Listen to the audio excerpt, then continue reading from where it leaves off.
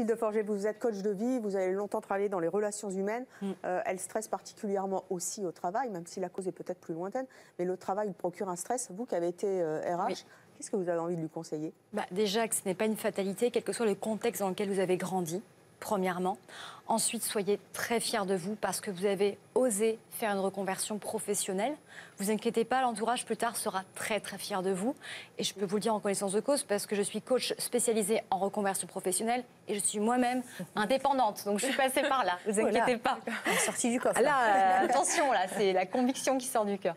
Donc à partir du moment où vous avez choisi une vocation qui est alignée avec vous-même, la danse est votre passion, vous mettez l'énergie, vous mettez l'audace, il n'y a pas de raison, vous allez réussir. C'est juste après une question de temps. Et c'est juste ça. Ce qui vous stresse actuellement, c'est l'insécurité par rapport à l'avenir.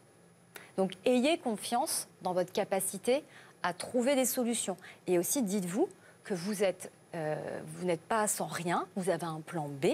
Si jamais à un moment, c'est un peu compliqué financièrement le temps que ça réussisse... Et quel plan B? Prothésiste dentaire?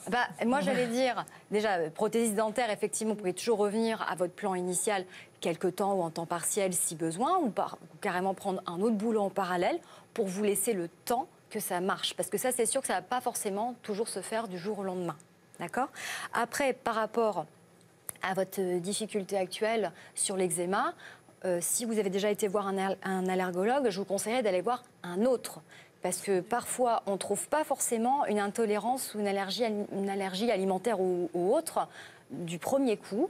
Il y a des nouvelles méthodes maintenant qui existent. Moi, je connais quelqu'un qui a mis des années à se rendre compte qu'il était allergique à son médicament allergique, anti-allergie.